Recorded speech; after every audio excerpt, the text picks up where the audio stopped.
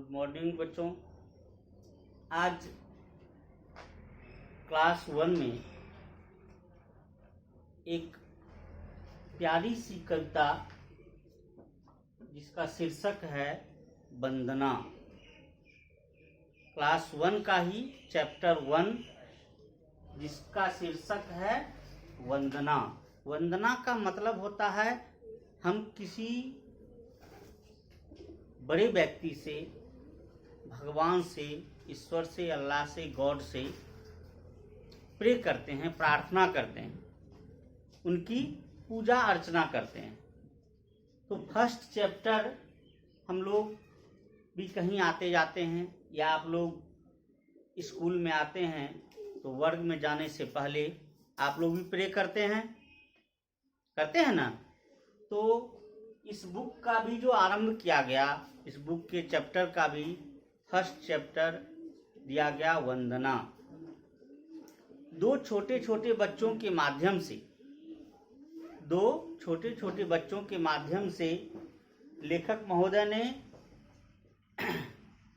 भगवान से वो बच्चे क्या मांगते हैं, ईश्वर से क्या मांगते हैं, क्या वंदना करते हैं, इस चीज को लेखक महोदय ने इस कविता के माध्यम से बतलाया है। बच्चों, ये कविता मैंने बोर्ड पे लिख दी है। अब आप लोग इसको गौर से देखेंगे और मेरी बातों को सुनेंगे भी। सबसे पहली पंक्ति है, तुमने यह संसार बनाया। क्या?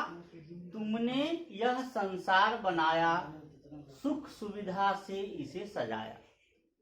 तुमने सूरज को गरमाया, चांद सितारों को चमकाया। बच्चों, बहुत ही प्यारी सी पंक्ति कि गॉड, ईश्वर, आपने यह संसार को बनाया। ये संपूर्ण पृथ्वी, संपूर्ण सृष्टि का निर्माण गॉड के द्वारा किया गया। इस प्रकृति में, इस सृष्टि के अंदर हम जितनी भी चीजों को देखते हैं सभी भगवान के द्वारा बनाई गई, ईश्वर के द्वारा, अल्लाह के द्वारा दिया गया अनमोल उपहार है हम लोगों के लिए।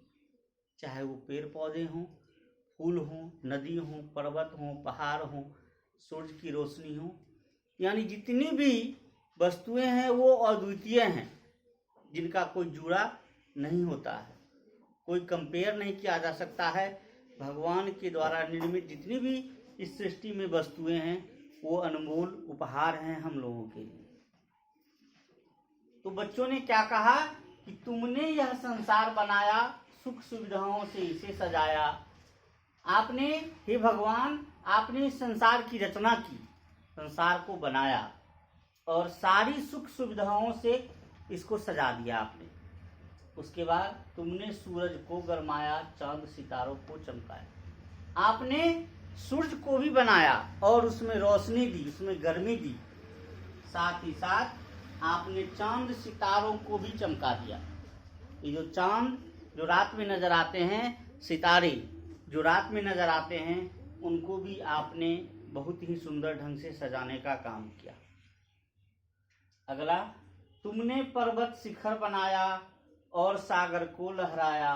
तुमने चिड़ियों को चहकाया और कोना कोना महकाया।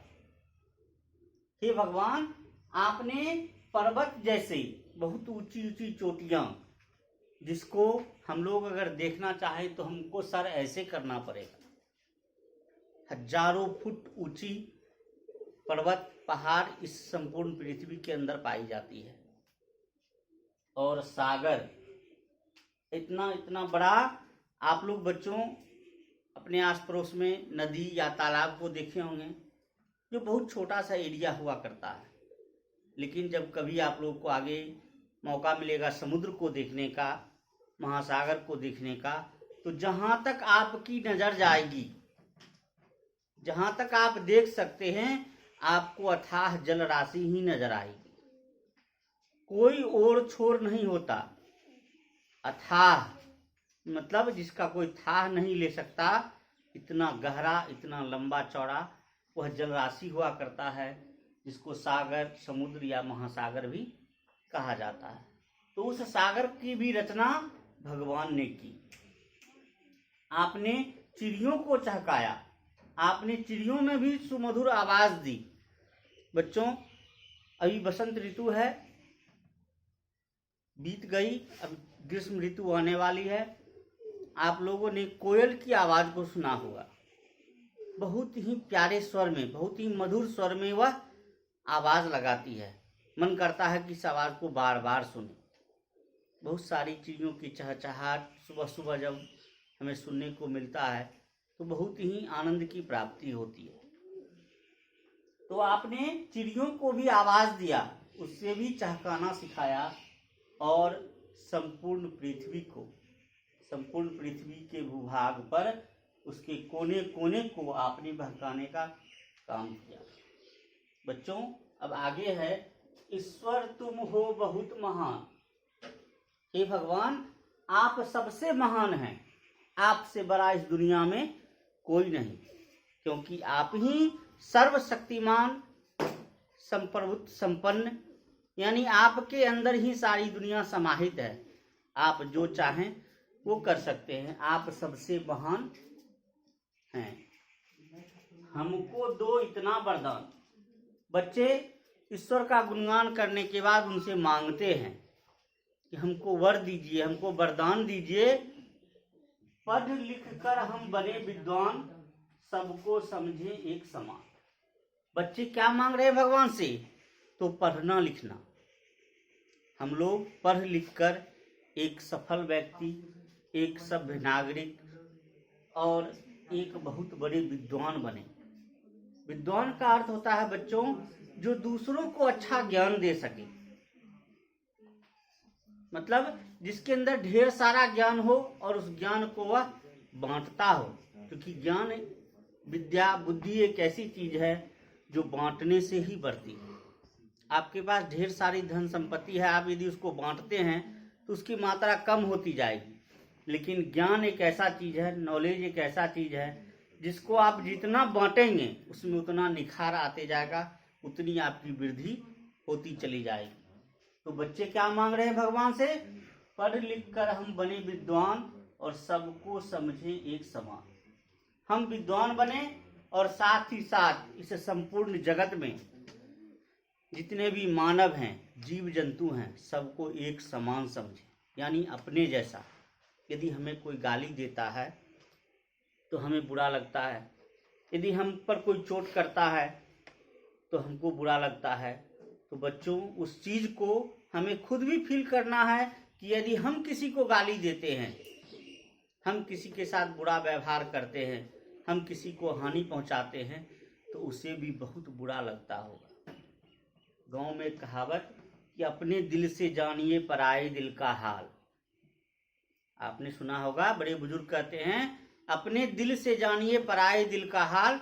यदि आपके अंदर जो चीज है, कोई चीज अगर हो रहा है तो वही चीज, वही भावना, क्योंकि वह भी एक मानव है, उसके अंदर भी वही सारी घटनाएं घटित होती है। तो यदि आपको कोई बुरा कहता है तो आपको बहुत बुरा लगता है, तो आप भी हर संभव प्रयास कीजिए कि हमें किसी को हानि नहीं पहुंचाना है, और हम सभी लोग संकल्पित होकर एक अच्छे मानव बनने में अपने गुरुजन से, अपने माता पिता से सहयोग लेकर, अपने समाज से सहयोग लेकर आप एक अच्छे और सभ्य नागरिक बने। इन्हीं शुभकामनाओं के साथ मैं आज के वर्ग को यहीं पर समाप्त करना चाहता हूं। फिर आगे के वर्ग में, आगे की वीडियो में मैं आपको इसका और जो भी आगे चीज़ होगी वो चीज़ मैं आपको बताऊंगा। धन्यवाद।